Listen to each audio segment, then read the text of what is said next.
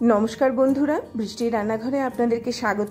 काछे दूरे जे जेखान थेके आमार एई भिडियोटी देखछेन आशा करी सबाई भालो आछेन सुस्थ आछेन। एमन एकटा ब्रेकफास्टेर रेसिपि करे देखाबो जेटा आपनारा एक कथाय बोलबेन बाह खूब सुंदर। जेदिनके आमादेर एकटु बेशी खावा हये गेछे परेर दिन यदि आमरा एई ब्रेकफास्टटा करी शरीरटा बैलेंस पाबे। मासेर पर मास खान ताते करेও आपनादेर शरीरे কোনো রকমের ক্ষতি হবে না। তিন বেলা খাবার কথা একদমই বলবো না, শুধু সকালবেলাটুকু খাবেন, তবেই দেখবেন সারাটা দিন পেটটা একদম ভরে গেছে। এক কাপ আটা নিয়ে নিয়েছি, সামান্য একটুখানি নুন আমি এর মধ্যে অ্যাড করছি। একজন মানুষ খেতে পারবে সেই অনুপাতে কিন্তু আমি করে দেখাচ্ছি।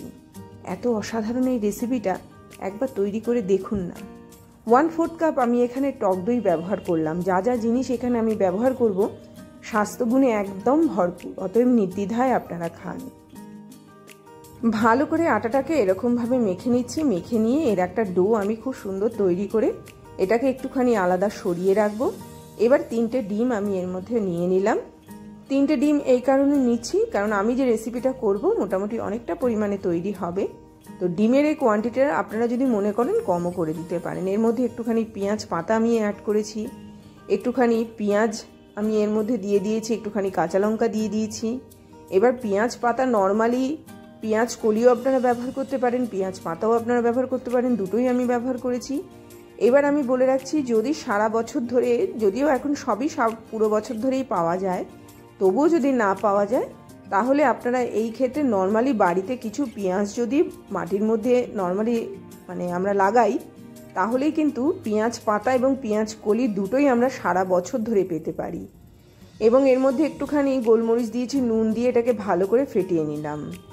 তো যেটা বলছিলাম, পেঁয়াজ পাতা এবং পেঁয়াজ কলি দুটোই কিন্তু শরীরের জন্য খুব ভালো মাত্রায় হেলদি। এর মধ্যে একটুখানি চিলি ফ্লেক্স দিলাম। তো এটাকে দিয়েও ভালো করে নাড়াচাড়া করে এটাকে একদম খুব সুন্দর আমি সেটটা তৈরি করে নিলাম। এবার যেটা করব, এখানে আমি ক্যাপসিকাম নিয়ে নেব। মোটামুটি এতটা পরিমাণে ক্যাপসিকাম নিলাম। যদি একটা মানুষ না খেতে পারে তাহলে সেই ক্ষেত্রে এটা আপনারা সেই রকম বুঝে তৈরি করে নেবেন। তো এরকমভাবে ক্যাপসিকামটা তৈরি করে নেওয়ার পরে একদম কেটে নেওয়ার পরে আমি ফ্রাইং প্যানের মধ্যে একটুখানি বাটার দিলাম। তেলে রান্না করব না, একটু বাটারেই আজকে রান্নাটা তৈরি হবে। বাটারটা দিয়ে দেওয়ার পরে এটাকে ভালো করে নাড়াচাড়া করে এটাকে একটুখানি গলিয়ে নেব। যে গলানো হয়ে যাবে তারপরে আমি আগে থেকে কেটে রাখা আলু এর মধ্যে অ্যাড করব। মোটামুটি 1 থেকে 1.5 কাপ আলু আমি এর মধ্যে দিয়ে দিচ্ছি। বুঝতেই পারছেন একদম পেটটা ভরে খান। সারাদিনে একবার খেলেও কিন্তু অনেকটা সময়ের জন্য আপনাদের পেটটা একদম ভরা থাকবে। যে রেসিপিগুলো আমি এখানে করে দেখাবো, যে কটা রেসিপি আমি একসঙ্গে ব্রেকফাস্টে দিচ্ছি সে কটা রেসিপি কিন্তু স্বাস্থ্যগুণে ভরপুর। এর মধ্যে একটুখানি নুন আমি অ্যাড করলাম, একটুখানি ধনেপাতা আমি এর মধ্যে বেশ ভালো পরিমাণে দেব। দিয়ে এটাকে ভালো করে নাড়াচাড়া করে নেব। একটুখানি গোলমরিচের গুঁড়ো আমি এর মধ্যে অ্যাড করছি। প্রত্যেকটা জিনিস খেতে খুব সুস্বাদু। অবশ্যই সকালবেলা ঘুম থেকে উঠে একটা ফ্রেশ কিছু যদি খেতে চান তাহলে এই রেসিপিটা অবশ্যই খেতে পারেন। তো এইরকমভাবে আলু ধনেপাতা এবং গোলমরিচটাকে ভালো করে ভাজা ভাজা মতো করে নিচ্ছি। একটু লালচে ভাজা হবে। ভাজা হয়ে গেলে বাদামের গুঁড়ো আমি এর মধ্যে অ্যাড করব।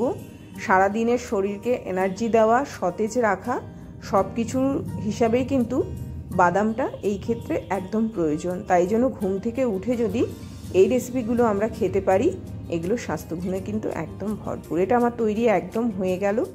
এবার আমি এটাকে নামিয়ে নেওয়ার পরে আমি ফ্রাইং প্যানের মধ্যে আবারও 1 টিস্পুন মতো বাটার অ্যাড করলাম। তো বাটার কিন্তু অবশ্যই এক্ষেত্রে খাবেন, কেননা কোনো জিনিসই কিন্তু মাত্রাতিরিক্ত ভালো না, কিন্তু যতটুকু প্রয়োজন ততটুকু খেলে শরীরে একটা গ্লেজ নিয়ে আসে। সেই জন্য আমরা এগুলো এই ক্ষেত্রে ব্যবহার করব। এবার ক্যাপসিকামগুলোকে এইভাবে ফ্রাইং প্যানের মধ্যে সাজিয়ে দিতে হবে।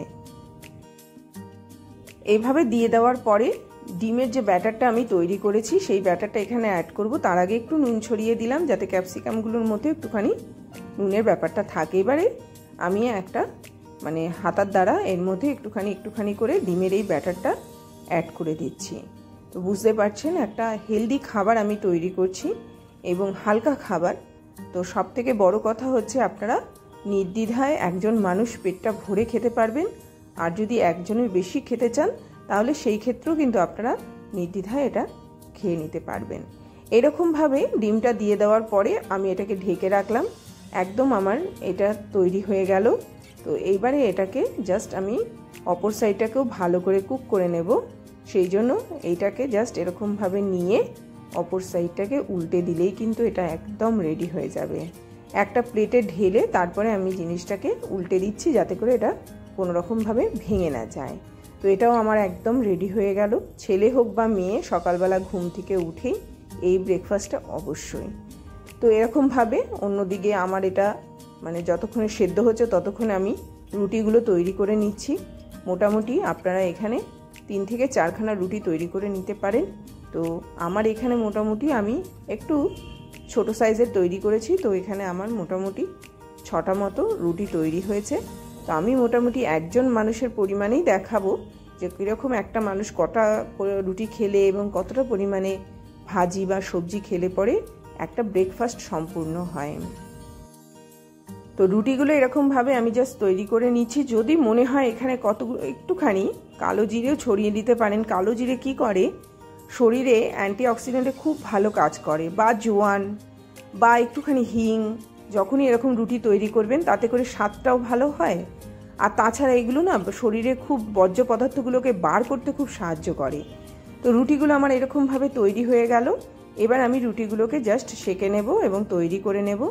তো প্রত্যেকটা জিনিস বুঝতেই পারছেন শরীরের কথা মাথায় রেখেই এরকম একটা ব্রেকফাস্ট আমি তৈরি করছি, যেটা মানে প্রয়োজন প্রতিদিনকার লাইফে। এই ধরনের ব্রেকফাস্ট তৈরি করা, খাওয়া, এগুলো সব কিছুটাই প্রয়োজন। রুটিটাকে এরকমভাবে জাস্ট তাওয়ার মধ্যেই আমি ঘুরিয়ে ঘুরিয়ে এটাকে একটুখানি ফুলিয়ে নেব। আলাদা করে আপনারা রুটি সেকার দরকার নেই। একটা কাপড় দিয়ে এরকমভাবে জাস্ট ঘুরিয়ে ঘুরিয়ে রুটিটা তৈরি করলে কিন্তু বেশি ভালো আর কি। তো এপিট ওপিট করে আমি ভালো করে রুটিটাকে এরকমভাবে সেকে নিয়ে এটাকে একদম তৈরি করে নিলাম এবং আমার কিন্তু রেসিপি অলমোস্ট তৈরি হয়ে গেল। এবার যেটা করব সেটা হচ্ছে পরিবেশন করার পালা। আমি একদম পোড়া রুটি তৈরি করিনি, আবার একদম কিন্তু কাঁচা রুটি না, একদম তাওয়াতেই তৈরি করেছি। তার ফলে এটা ডাইরেক্ট আগুনে পড়লো না, যার ফলে এটা অনেকটা পরিমাণে হেলদি তৈরি হলো। এবার দেখুন ক্যাপসিকামগুলো পাশে পাশে সাজিয়ে দিলাম, দুটো রুটি দিলাম, 3-4টে ক্যাপসিকামের পিস দিলাম, পাশে আলুর যে ভাজিটা তৈরি করেছি সেই ভাজিটা আমি এই ক্ষেত্রে দিয়ে দিলাম। ব্যাস, একটা মানুষের জন্য সকালবেলার ব্রেকফাস্ট হিসাবে আদর্শ। আজকে তাহলে এই বলেই বিদায় নিচ্ছি। একটু আচার দিয়ে এই রেসিপিটা করে দেখুন না।